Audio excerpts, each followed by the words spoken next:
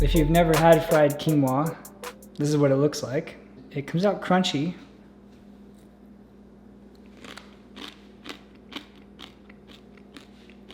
Crunchy.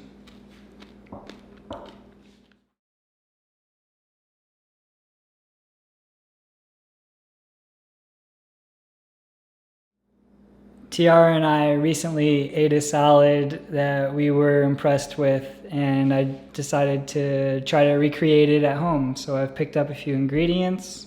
I'm going to put my own touch on it using fried quinoa, which is one of my favorite salad toppings. So I'm going to describe how to do the fried quinoa yourself, right? I also have some candied walnuts here that I've done myself. I'll also describe how to do that. Some fresh strawberries, goat cheese. I have my greens here, and then I'm going to make a balsamic vinaigrette. I store my greens in these cotton bags. These particular greens are probably a week old, and they probably would have been thrown out by now if they were in plastic, but the cotton and the breathability just lets them last a lot longer. I use the cotton bags for all of my produce. Look for a link in the description of the video where you can find bags like this that work really well. So if you've never fried quinoa, what you're gonna do is start with a cooked quinoa and just fry it. It's deep fried quinoa, so you wanna fry it until it's a golden brown color, more towards the golden than brown.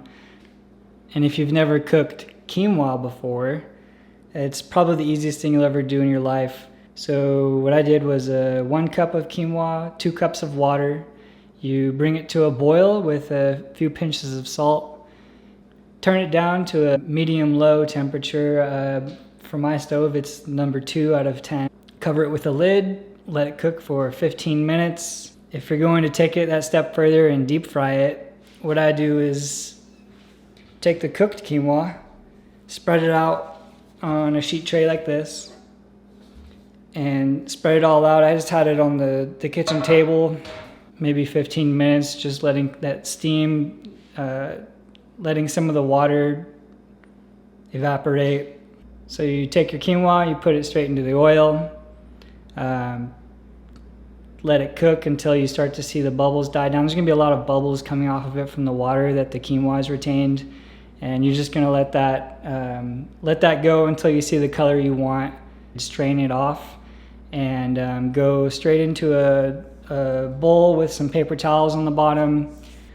Season it right away while that oil's still fresh on there so the salt adheres to the quinoa. As for the candied walnuts, again, very simple thing to do.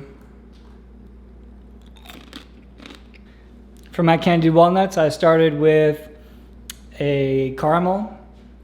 So grab yourself a wooden spatula or a wooden spoon. And for this many walnuts, I used about a half a cup of sugar. Just keep stirring the sugar in a stainless steel pan over medium heat. Don't stop stirring, keep moving around, the sugar will melt. Add your walnuts. I toasted my walnuts a little bit beforehand in the toaster oven. Add your walnuts to the sugar once it becomes a liquid. Just move them around gently, enough to coat the walnuts. Careful not to break them. Once you have the walnuts coated in that liquid sugar, you're gonna pour them over a buttered baking sheet and use 2 utensils and spread them out. Carefully spread them out. And be careful because caramel is really, really hot and sticky. So if you get some on you, it could easily stick to your skin and burn you. But it's also important when you're candying walnuts to add some salt. While that sugar is still in the liquid form, you've got them spread out on your sheet, your baking sheet. Add a pinch of salt over the, spread evenly over all of them. And it's gonna cut through the bitterness. Walnuts are naturally bitter, so the salt is going to offset that.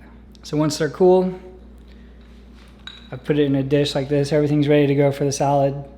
I just need to make my vinaigrette. So luckily I have the Vitamix here. This should go fairly quickly.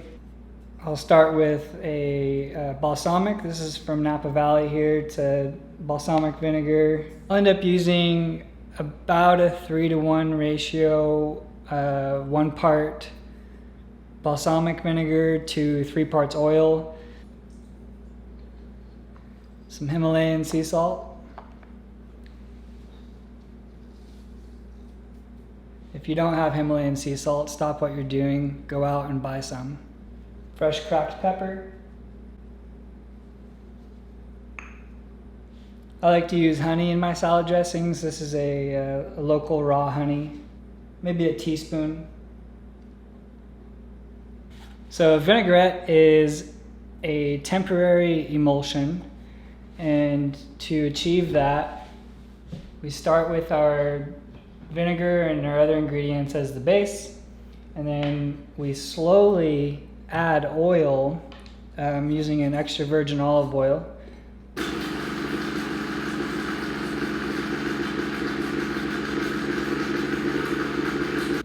If you don't have a blender, or if you prefer to do it by hand, you could always just use a whisk, and it's the same principle. You start off with your balsamic vinegar or your vinegar of choice and any other ingredients you want to add to the dressing, and as you're whisking, you slowly add the oil. So here's the finished product. You can see I've achieved an emulsification where the oil and the vinegar are combined and they're not separating. This is temporary, so if it breaks up, just give it a mix. In my experience, the Vitamix emulsions last a lot longer, so this dressing could last for maybe an hour before it starts separating. Time to mix the salad. I'll go through my greens here, make sure there's no weeds. I'm using arugula and baby kale. What I've decided to do is add the candied walnuts,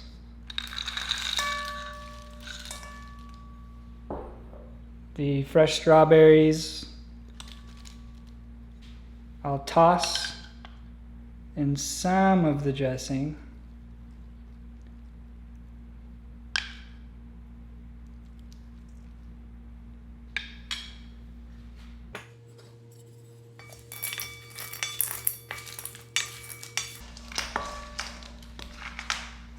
I've reserved the quinoa and the goat cheese to garnish on top of the salad.